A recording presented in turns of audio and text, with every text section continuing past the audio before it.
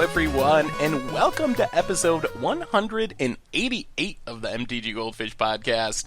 It's Seth, probably better known as Saffron Olive, and we got the full crew this week, starting with Richard, the owner of MTG Goldfish. What's up, Richard? Hey, Seth, what's going on? Oh man, I'm hyped today. It is the official start of Guilds of Ravnica Spoilers season, so, oh man, I'm just so excited. We also have, of course, Chris Van Meter. How's it going today, Chris? I'm doing pretty good. Much like yourself, I am hyped for Guilds of Ravnica cards. Oh yeah, the set is looking super sweet so far. So the plan for today is pretty much all Guilds of Ravnica related. We're going to talk about spoiler cards, the cards that came out mostly today.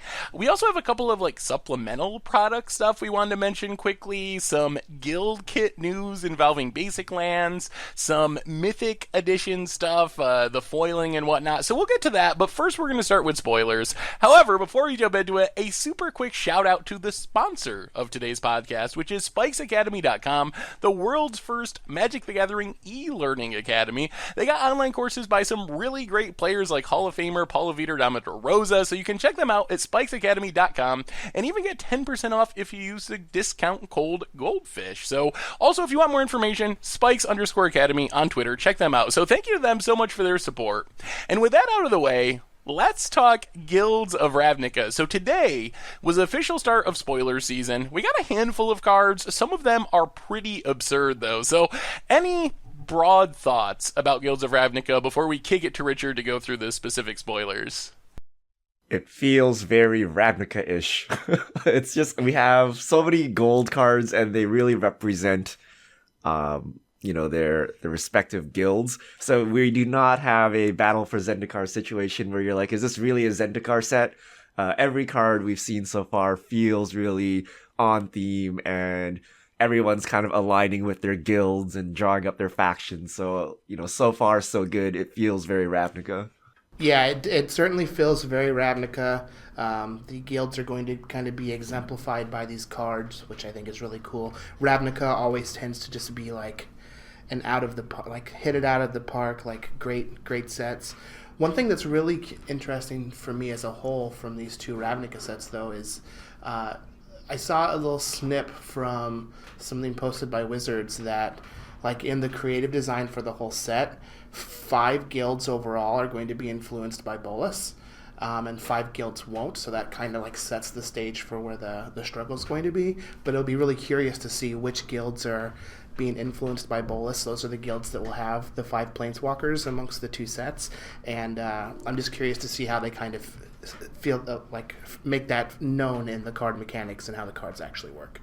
Yeah, that's definitely going to be interesting. I'm also very curious. I mean, this is way in the future, but I'm going to be curious to see what they do with the third set of the block, which we have all the guilds in the first 2 sets. We've had some bad experiences in the past with jamming all the guilds into one set. That kind of led to Dragon's Maze, which is kind of known as one of the worst sets we've had of the modern era of Magic. So I'm going to be curious to see if this Bolas twist is going to make for a really interesting final set of the block.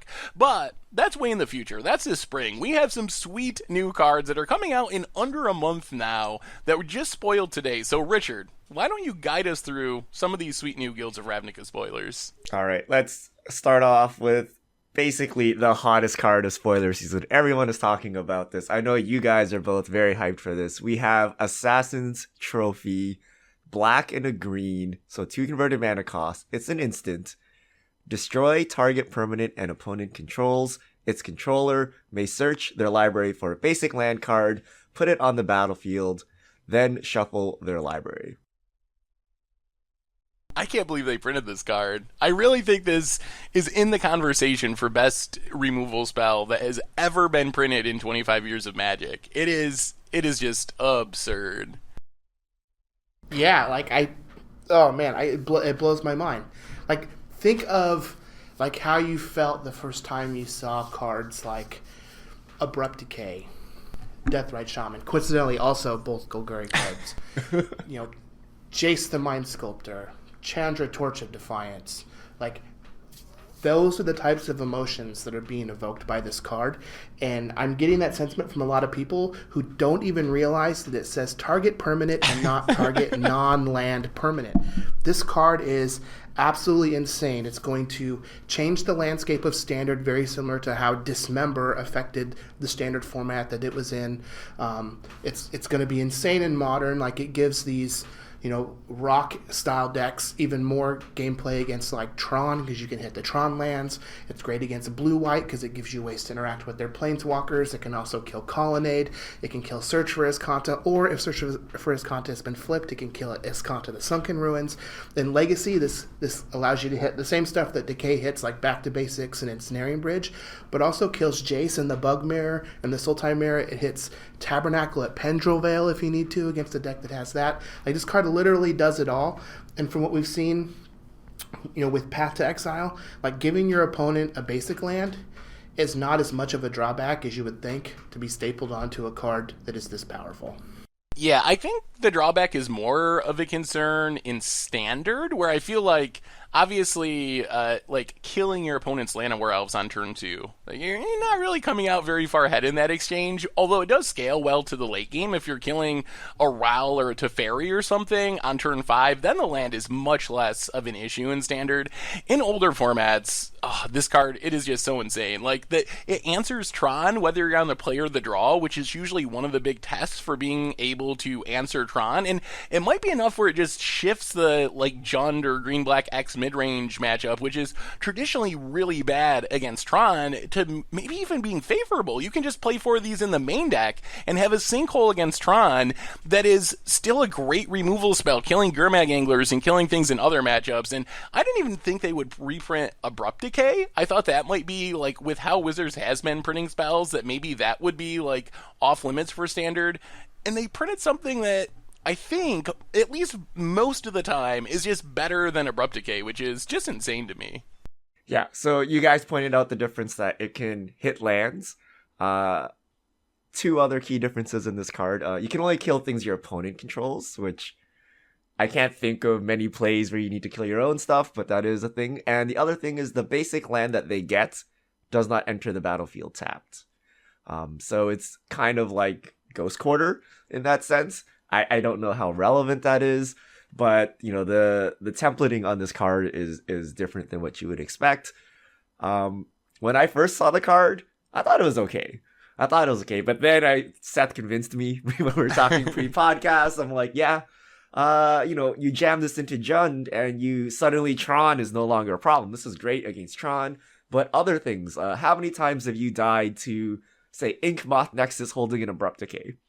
Right? This handles that. How many times have you held a Fatal Push and then saw your opponent go turn to Gurmag Angler? This handles that. So the versatility is there, and you can kill random things like Blood Moon and Snaring Bridges. You can kill basically anything. So it's very good. The only downside is it's Golgari. And, maybe in I was going to say in Legacy where you had Deathray Shaman, it didn't matter as much, but now you don't have Deathray Shaman, but you do have these 2 colors, and maybe this is the card to bring these colors back. Green is no longer the cool kid in Modern. No one plays Tarmogoyf anymore. Everyone is down on Bob.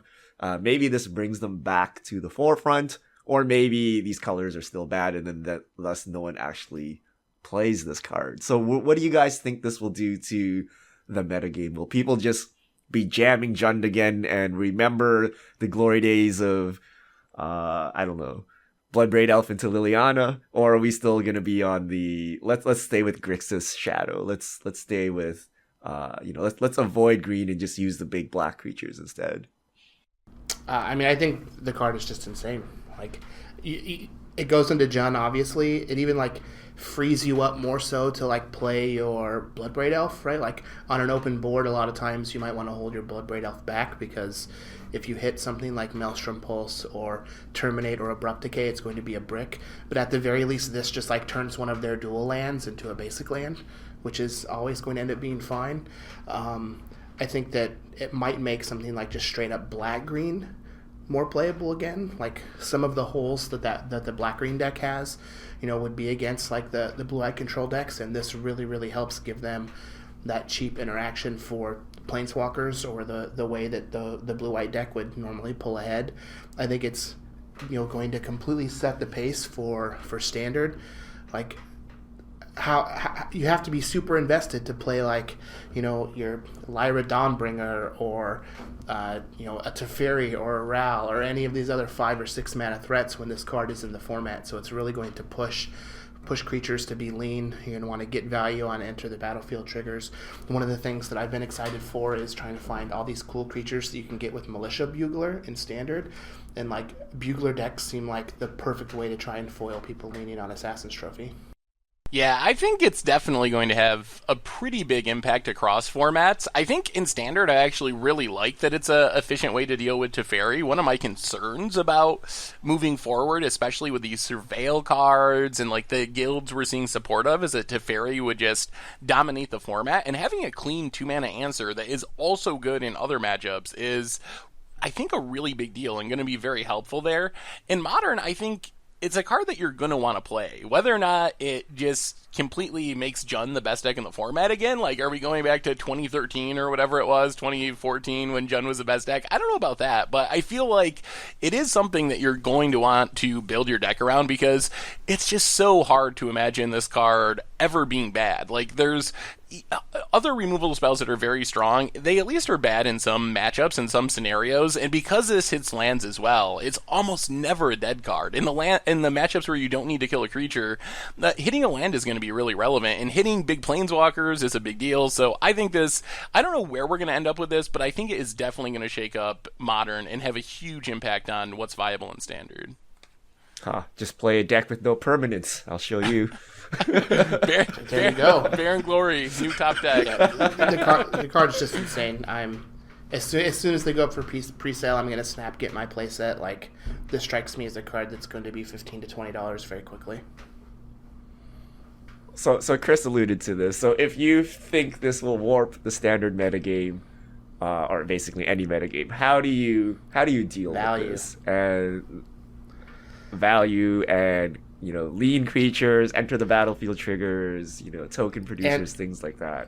And we didn't even mention EDH. Yeah. This card is nuts. And a mix of like making the land that you get from it relevant, right? So like cards that I like with this Bugler in particular, not only because it is a creature that gives you value, and if they end up having to kill the Bugler, you're able to cast the creatures that you're finding with it, but things like Siege Gang Commander, Tender Shoot Dryad, like other 5s and 6s that like give you something when you play it, and then leave stuff behind if they have an answer for it, so that they're like you're able to utilize the extra mana that they're giving you and making the impact from the removal spell be like less good. And even planeswalkers that leave something behind, right? So like a Karn -2 isn't going to be that bad in the face of Assassin's Trophy, whereas something like Ral or Teferi like will give you some value then by drawing cards, but aren't leaving something behind on the board if it gets killed by Assassin's Trophy.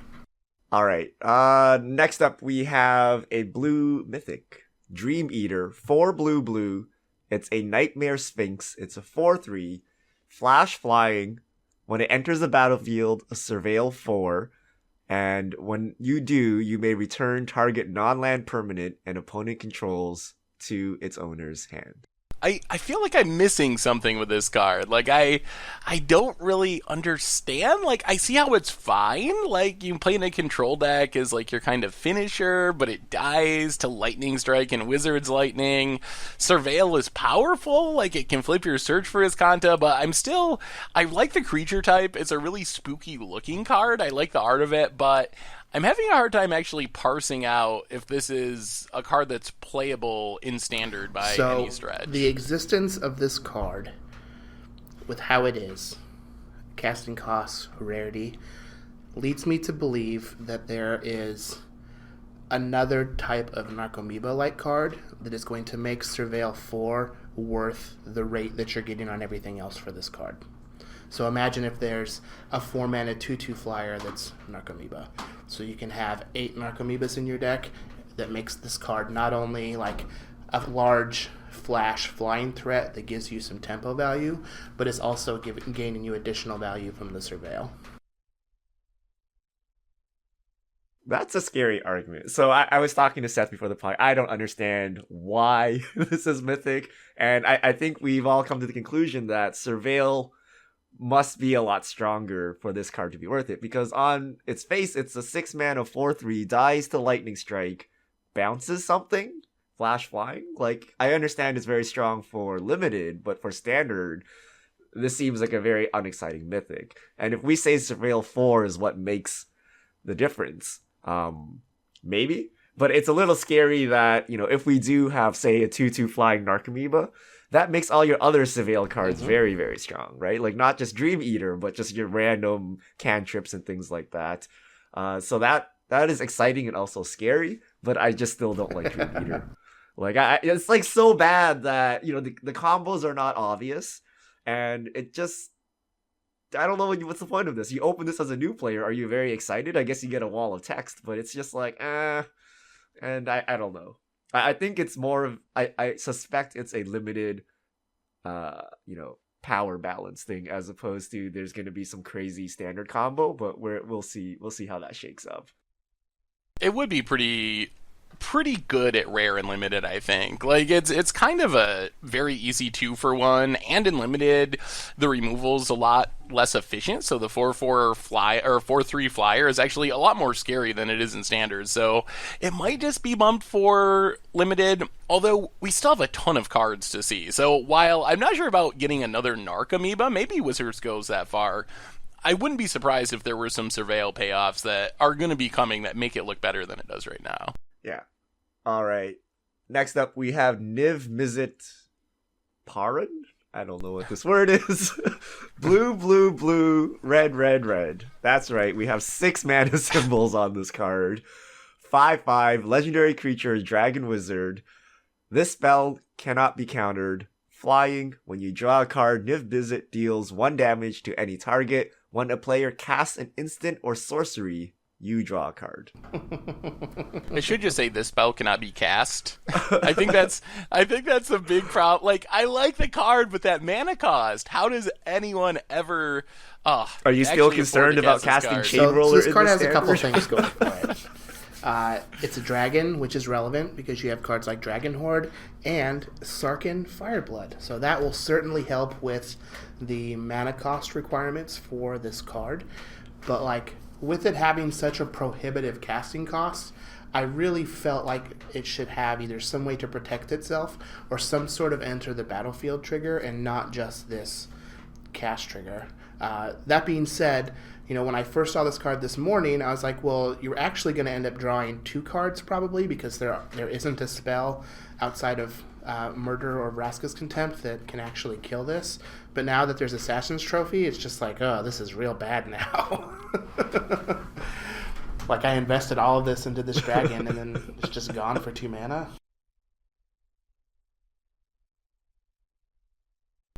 Yeah, I think that is... I mean, you do get to replace it, but if you're just drawing 1 card, that's not very exciting.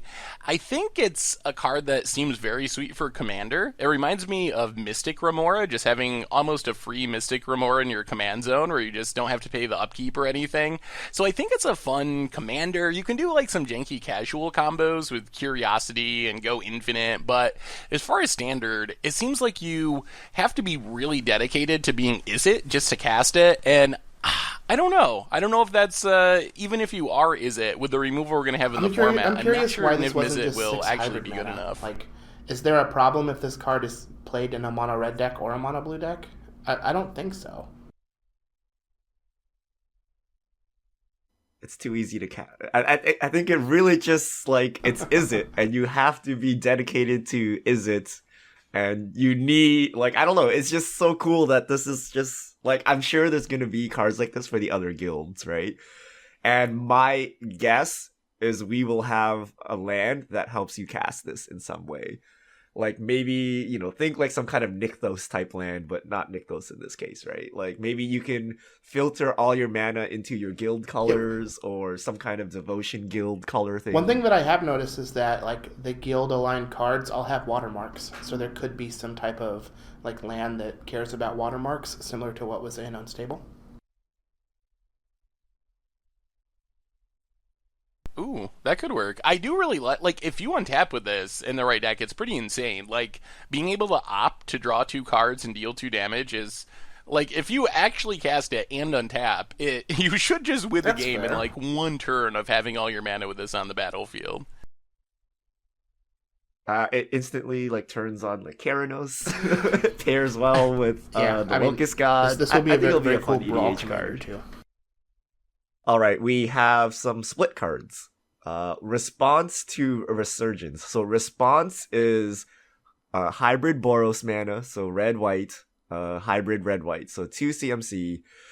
Response deals 5 damage to target attacking or blocking creature. The other half of it is Resurgence, 3 red and a white. Creatures you control gain first strike and vigilance until end of turn. After this main phase, there is an additional combat phase. Wait. There's an additional combat phase followed by an additional main phase. It's like a removal spell and then a finisher all in one. Like, I think that this card will be cool in any like Boros aggressive decks, and potentially in a control deck if like the way to end the game is by attacking with like some type of Thieving Magpie or Titan type card. I think the thing I've noticed with the rare split cards, we've seen 2 so far, is the front half seem pretty efficiently costed. So I think you play them for the front half. Like 2 mana, 5 damage to attacking and blocking creature. That's like pretty playable on its own. And then every once in a while you'll have the situation where you just randomly get them with the second half. Like the second half, a little bit more expensive than we'd probably like. 4 mana is kind of, I think, the going rate for an extra combat phase throughout Magic's history, so it's a little overcosted, but I think you're playing it for that front half. And also worth pointing out, the extra combat phase works really well with the Boros guild mechanic of Mentor, because not only are you getting to attack again, but you're getting to put counters with all your Mentor creatures again, so I like how it does actually work well with its guild because of that. Yeah, this templating is very unique, right? You get an additional main phase, which we don't typically see, and also your creatures don't untap, instead they gain vigilance. So this means that if your creatures become tapped somehow during your first combat, they're just tapped for the second combat. And it also means that you get a sorcery speed window between your combat. So if you had, say, a Sword of Feast or Famine, you can untap all your lands, cast more sorceries, and go in for the second attack. So this templating is actually very unique, and I wonder what ways we can abuse it. Because usually it's just you gain an additional combat and then untap after your first combat. But this is like you get more sorcery speed time and your creatures don't actually untap. So if they get tapped down for whatever reason, your second combat is wasted. Yeah, I don't know what you do with the extra main phase. There's probably something, but off the top of my head, I'm not sure how you abuse having a second main phase. Cast more sorcery speed stuff. Move your equipment around. I don't know. But Sword of Feast and Famine is the most obvious. Like, you untap all your stuff, and then you cast more sorceries. But how you would do any of this in Standard, I have no idea. Next up, we have Find to Finality. So the Find half is Golgari hybrid mana, so black-green, so 2 converted mana cost, sorcery. Return up to 2 target creature cards from your graveyard to your hand. Finality, 4 black and a green. Sorcery, you may put 2 1+1/+1 counters on a creature you control. Then all creatures get -4/-4 until end of turn. To me, it's just like the last one. Like, I think if you're playing a deck where you can take advantage of getting creatures back from your graveyard, which, based on all the mechanics, which are graveyard-based, so many graveyard-based synergies and mechanics, 2 mana to get back 2 creatures is already a little bit better than the going rate for cards like that. And then maybe sometimes in the right matchup, the Languish is going to be really good, and you can save one of your creatures with the +1/+1 counter. So I think it's another card that you play because you want to get back creatures that you milled with your Underworld Lich or whatever. But then sometimes you're in the right matchup, and the Languish effect is going to be very strong. That the front half is hybrid mana, so like you could play these in a green or a black deck, and then potentially have a splash for the back half if you want to. But it doesn't have to be like, you don't have to be Golgari to play this card. You could just be mono green or mono black if you wanted the front half. Yeah. For this card in particular, I kind of wanted the reverse. I'd rather cast Finality first, followed by Find. Like, getting 2+1/+1 counters doesn't really save like all your creatures, right? It might save anything that's 3/3 or above, but you save like one creature, everything else dies, and then you want to go find them out of your graveyard. So it's a little weird. And then I don't know that you'd ever play Find in Standard. Like, is 2 mana sorcery to dig up 2 cards from your graveyard ever worth it? Because it goes to your hand, not in play or anything. So I don't know if you would ever play this. It's worth mentioning, though, that with these ones, you can't actually cast both halves of them. So you only can cast one half or the other. There's no fusing or casting both of them. Right. No, they're they're just confused. split They're not cards. Aftermath cards. They are not Aftermath cards. I'm so confused. Ignore everything I've said for the last 5 minutes. So it's either Find or Finality. You choose. So the second copy, you could do that. But yeah, you only get one half of them. Oh, interesting.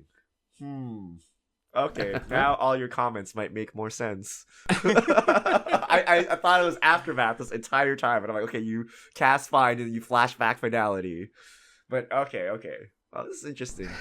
I still don't like Find and Finality. I don't know how it works. But I don't It's like 2 different game plans. Response to Resurgence makes sense, but Find to Finality, I don't know. It's just like 2 different things. I don't know that your deck would want to do both at the same time, usually. But okay. I think that's all the cards we want to talk about. So Goblin Electromancer reprints. We have playing the card's very good. Oh, I guess Hypothesizal. It's a cool card name. 3 blue and a red. It's an instant. Draw 2 cards. Then you may discard a non-land card. When you do, Hypothesizal deals 4 damage. I don't think this is going to see much standard play, but it seems really cool for limited. It is a common, so it could potentially see play in Pauper if you really wanted to.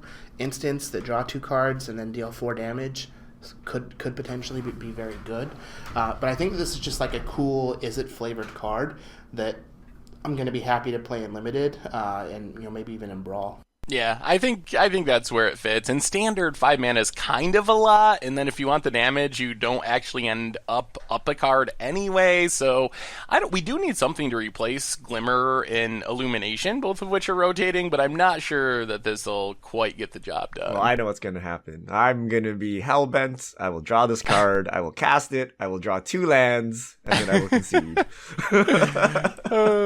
As far as Goblin Electromancer, I think that's like one of the biggest trap cards. I get so many messages and emails about building a Goblin Electromancer deck, and it has never really worked in Standard. As far as I remember, there's never been like a playable Goblin Electromancer deck in Standard.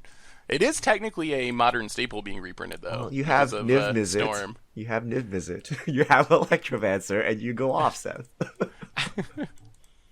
Storm in Standard. I mean, Niv-Mizzet is kind of like Grape Shot. If you cast 20 spells that draw cards, you deal 20 damage. Or you draw a card when you cast a spell. So it's the same math as Grape Shot. You just got to cast 20 spells in a turn. That should be easy in Standard. Yeah, I mean, we've had almost Spellslinger decks, right? What was the energy? Like Dynavolt Tower?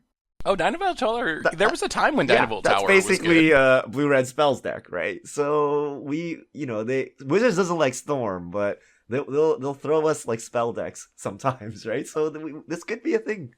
It is important to note out that Electromancer works with Wizard's Lightning and the Counterspell. Oh, Ooh, it's actually a that's true. wizard. Yes. Oh. It is. Yeah. I mean, maybe Wizards do have some nice options for upcoming Standard, so maybe it'll fit I there. think that if there is a deck that like goes all in on the blue-red like Niv-Mizzet enchantment that gets counters when you play spells, we'll probably also have Goblin Electromancer in it. All right, I think that's all the spoilers we want to talk about this week, guys. Any follow-up thoughts? Any cards we missed? Get your Assassin's trophies now. They're never going to be cheaper than they are the first day that they're available for pre-order, I think. Oh man, we actually had a reprint just come out while we've been podcasting. It is one of the it solves the Niv-Mizzet problem, Whoa. Richard, and is one of the best commander cards. Really? Wow. What card is this? Chromatic Chromatic Red. Lantern. Ah, It is coming back at rare. there we go. That's how we cast Niv-Mizzet. Yeah. I mean, that's not a horrible mana rock. I think it's worth mentioning. We do have Gilded Lotus as well, and finally a Braid is rotating, so you're not gonna hopefully be as punished. Although now we have Assassin's whatever trophy. Dies to Assassin's Trophy. Yeah, Literally, to- you can use this for every card that's like a permanent now. So But yeah, I'm excited for it. I think it's the set is looking sweet to me. Assassin's Trophy is busted, and I'm excited. I think it's going to be a really fun standard. Hopefully. all right. So last week we talked a bit about the masterpieces, but so we podcasted pretty early in the day, and then the day after we got all of the information. So Guilds of Ravnica Mythic Edition only available on Hasbro Toy Shop. Limited 2 per customer. It's going to have 16 normal boosters, and then it's going to have 8 special boosters, where in those boosters you're guaranteed a masterpiece. And when you buy this whole set, you're guaranteed the whole set of masterpieces. And the cards are foil, and we saw pictures or videos of them, and they look like it's from the vault foiling. And last week there weren't many spoilers, so people just complained on end on internet forums about the Mythic Edition, and a lot of people with weight in the community said this was a money grab by Wizards, and this is unethical and things like that. And basically this whole thing about the masterpieces blew up. What do you guys think now that we have kind of all of the information, all the official information about these masterpieces? So, from the vault foiling sucks. It sucks that they're only available to US and Canada through the Hasbro Toy Shop. I think that the product is going to be successful, which will lead them to doing more, but we should certainly give them feedback that we dislike the from the vault foiling so that they could change it up. Bottom line, ultimately, these are just reprints of cards that already exist that you can get less expensive copies of. So while it does suck that people outside of US and Canada aren't able to get them, and then it will be a limited edition type thing, I'm all fine for having limited edition things like that. The Wizards kind of makes it a challenge to get a hold of, as long as it's not an exclusive. The only way you can get copies of those cards is that way. If you couldn't get Teferi, Hero of Dominaria any other way but in this, I would be furious. But that's not the case. So, if it's not for you, it's not for you. Yeah, I don't know why they would choose to use from the vault foiling. I think the feedback on that for a long time has been the community is not a fan of the from the vault foiling. So it's a curious choice for them to go back to that style of foiling. As far as the product, I mostly agree with Chris that it doesn't offend me that it exists. If they're going to do collector's products, the way to do it is with reprints like this. So I think that in that sense, it's pretty fine. I do dislike some of the distribution stuff that we talked about before, and I'm a little bit disappointed that it's with the booster packs. I think for me, that's the thing that really makes it confusing. I'm not sure why you would make this like a booster product when that's a part that seems like it takes away from your goal of trying to get people to buy booster boxes from your local game store by doing these exclusive promos, but then you're kind of selling your own booster boxes and cutting out the local game store altogether. So I'm not sure why they didn't just stick the 8 Planeswalkers in a packaging like the SDCC promos or whatever and just sell them like that. I don't understand the booster part of it at all. Yeah, I think most of the outrage is due to how this was communicated and branding, because if you think about it, this is literally SDCC promos with boosters tacked on, right? With the Comic-Con promos, if you're outside the US, tough luck.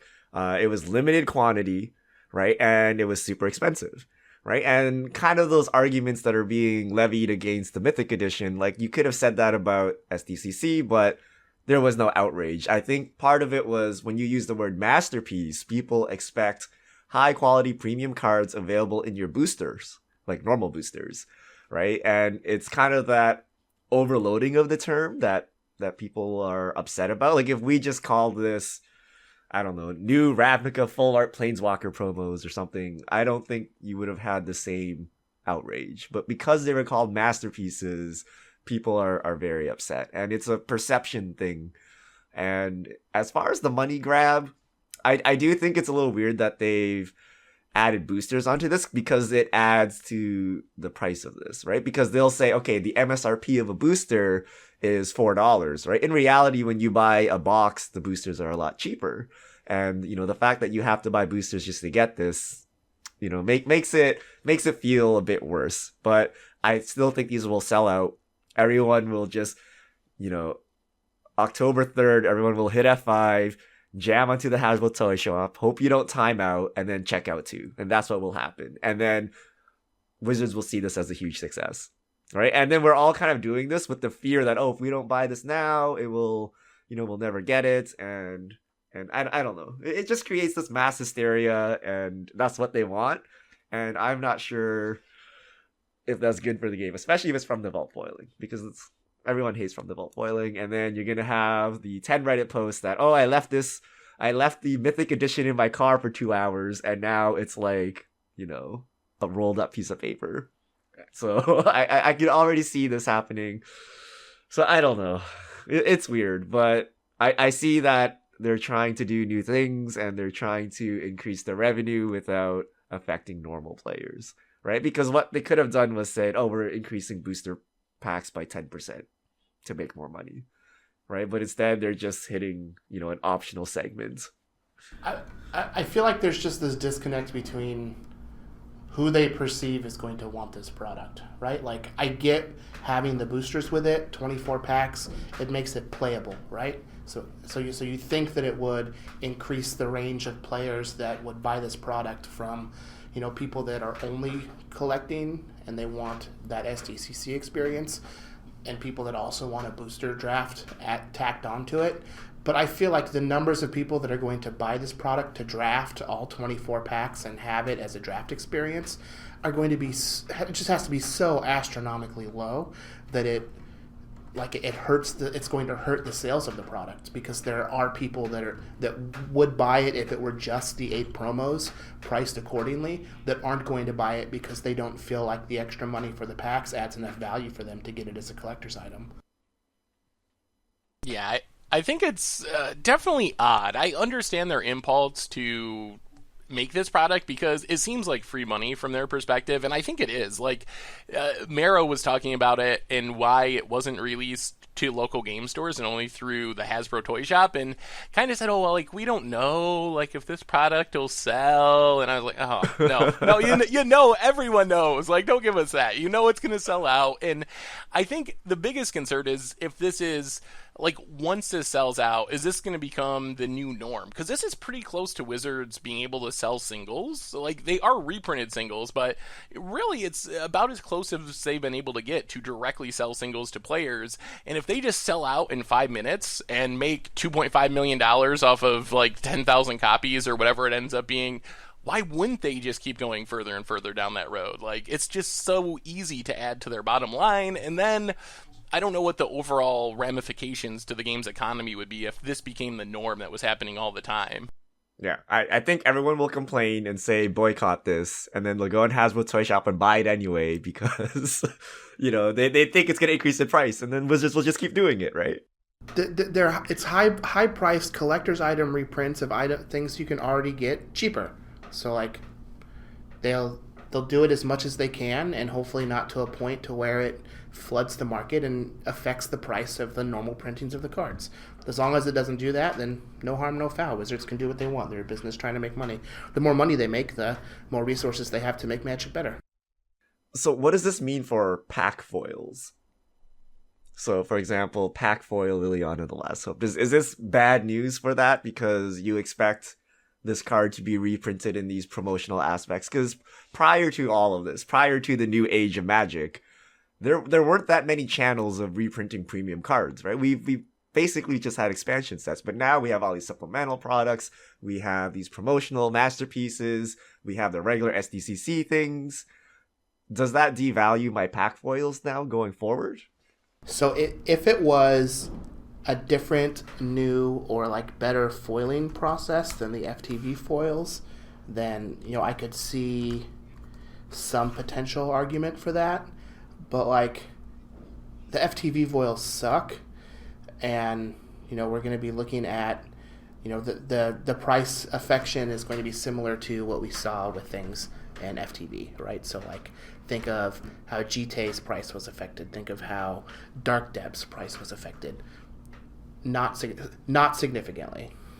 Yeah, no, that's very true. And I think, in all honesty, like with the From the Vault cards, they were often worth the same or even less than the non-foil original printing. So it'll be interesting to see if the new art is something that's enough in demand to overcome the foiling. But with the From the Vault cards, they were actually less popular than the non-foil originals in a lot of cases. Yeah, so like the FTV GT is $20 or $17 on Card Kingdom, and a near mint foil Betrayers GT is $250.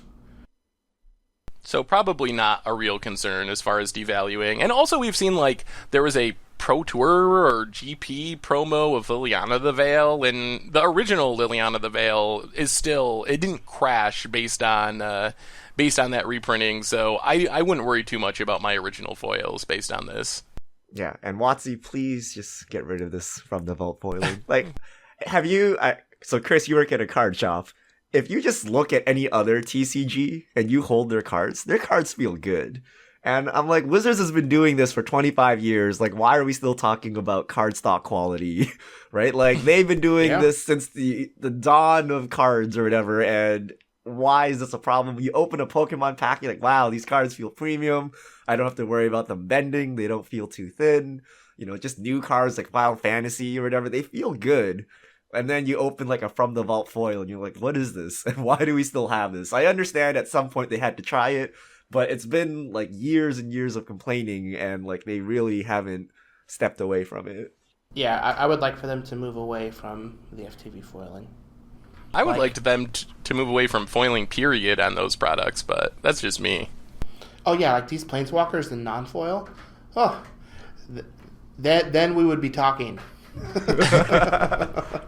So we're all on the non-foil trade. I also dislike foils, and I just dislike the complications of foils. Like, even if the foils didn't curl and they looked good, like the fact that you could get in trouble at a sanctioned tournament because you have certain foil cards, like that just makes me feel bad, right? So I wish there was some clean resolution to all of this. So last up, talking about hipster things to do. Full art lands are no longer the new coolness, guys. We have normal bordered lands, but the text box has art in it, and the art is of respective guilds. So you have 2 of each basic in the guild kits that are being released, and there's special lands. And then also in Ravnica Weekend, you get the foil version of these lands. And if you haven't seen them, check them out on the site. I think they look cool, and I think they're better than full art lands. What are your opinions? What are these new land templates? Do you like them or do you not like them? I think they're great. One of the best things about Ravnica sets, and just like Ravnica in general, and what it's done for Magic, is creating these guild identities and giving people like color combinations that they can identify with and affiliate themselves with, and going the extra step with having these basics now, I think it's just really, really cool, and they're going to be insanely popular. I like them as well, although I wish they were old bordered. For me, I'm a big old bordered player, so I like how it looks, but I honestly think I would play my Mirage basics or whatever just because I really like old border. But they're really going to look awesome in foil. Like, I just imagining the way the design is, it's really going to pop in the foil version. So I expect that they're going to be pretty popular, and I expect that the foil ones especially probably going to be pretty valuable. So a good reason to go out to, what is it, Ravnica Weekend or something? Ravnica Weekend. The Venice. Good reason to go out to Ravnica Weekend to get your foil copies. But what if it's from the vault foiling? Oh man, hopefully they avoid that. They do look cool though. I really like them. I think full art lands are overused and overrated. I really like when people like you do this, Seth, you find really old lands that are really sweet, and then they just look so much better than everyone's generic full art Battle for Zendikar or full art Zendikar, or if you're rich, then your foil unhinged and unglued and whatever. I like the border, and I like the touches they put on the card frame and things like that. I still want, more than anything, no art lands. Like, imagine these lands, but move the mana symbol up in the middle and just have the patterns around it. Oh my god. It would be so awesome. So what you're describing to me is Pokemon energy cards. Have you seen them, Yeah. Seth? I don't really play Pokemon, so no. I think I saw one used as an energy Yeah, counter so once. it's just imagine a save for swamp. It's just be a black background and a giant swamp in the middle, and like that's it. I don't know why we haven't done that yet. That would be pretty cool. That would have the feel of like the unstable basics. Yeah, I'm all down. And look, it'd be so cheap. They don't even have to commission art, right? It's so cheap.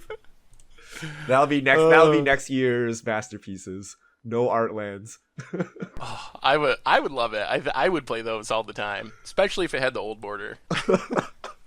It would have no border. No border. It's actually not a card set. It's actually. All right. No, that wraps up our Ravnica talk. Anything else, guys?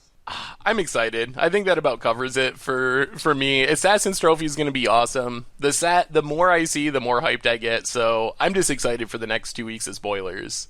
I can't wait to see this Vraska. Like, she's obviously going to be the Planeswalker in the set.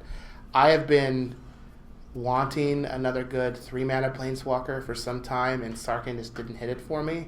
I'm hoping that the 2-color requirement for Vraska, she could just be the really, really cool 3-mana Planeswalker to go along with my Assassin's Trophy, and I'll be happy. Incoming 8-mana Vraska with like 5 mana symbols in it. Black, black, black, black, green, green, green, green. Yeah, but so your guess is on a low CMC Vraska, and I like that because you're right, with the guilds and the colored requirements, you can reduce the mana cost of it. So maybe we do get a very competitive 3-mana Planeswalker. And 3-mana Planeswalkers have been pretty good recently. And Vraska gets a boost in power just because of Assassin's Trophy. Like, wanting to play Assassin's Trophy probably going to mean more Vraskas seeing play, assuming it's reasonably costed and fairly powerful. What if her +1 is like Assassin's Trophy? Oh my god! Run Standard out of land basics. destruction. You just run out of basics. Jeez.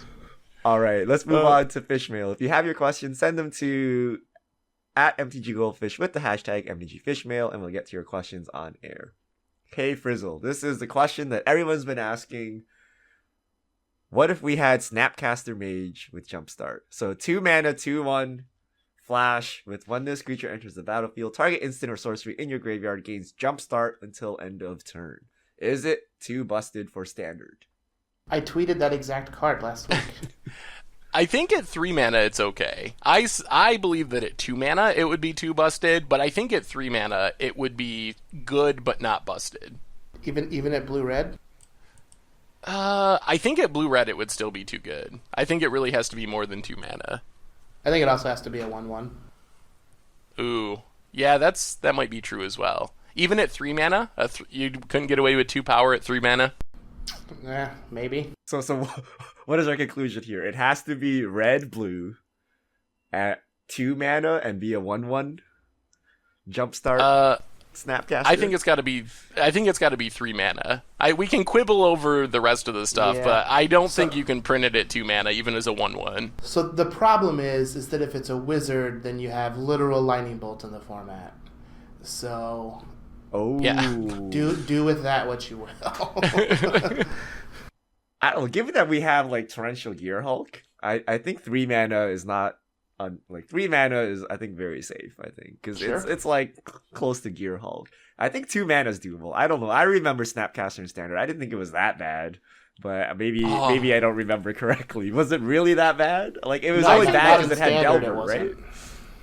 It wasn't that bad in Standard until people realized that the Delver deck was just insane. Like getting to Vapor Snag and Dismember is what made it busted. Yeah, Delver into Snapcaster Vapor Snags. Wasn't it similar to Assassin's Trophy in the sense where, like, you can't really play Lyra Dawnbringer because your opponent will just Vapor Snag, Snapcaster Vapor Snag, so you had to play, like, things with Enter the Battlefield. Yeah. Like, They it pushed a lot of Thragtusk. stuff out of the format. You got Yeah, and Thragtusk. it ended with Thragtusk being printed. So you're saying there's gonna be Thragtusk in the form? Well, so like being blue-red just kind of like like shoehorns it into specific decks, right? Like if the new Jumpstart Snapcaster Mage is blue-red, like is there a world where you can even play that card with Assassin's Trophy? I doubt it, but maybe. Maybe if they print fetch lands in the third set or something, We do then have you would. Chromatic Lantern. I really hope they forgot that wizards are important and made it a wizard so you can snap bolts in standard again. That would be so cool. Next question.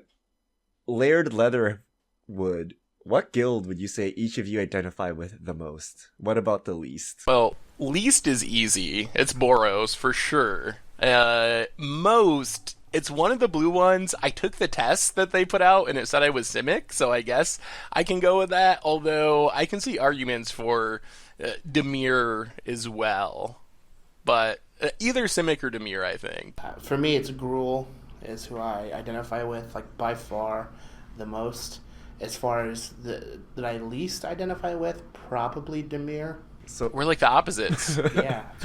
So for me, it's Golgari. The least would probably be something like Simic. But I'm interested about this test. Is it official WotC test? Yeah. They put out it's a very short, like 5-question quiz that'll tell you what your guild is. All right, I'm gonna take this test after. I'm curious. It's a bit of a meme though, because there's like one question where it's like, you're at a party, what do you do? And one of the answers like, I stand by myself and watch everybody and then leave without talking to anyone. And I'm like, that's basically everybody that plays Magic is going to answer that. But what guild does that put you into? I don't know. I answered it and I got Gruul.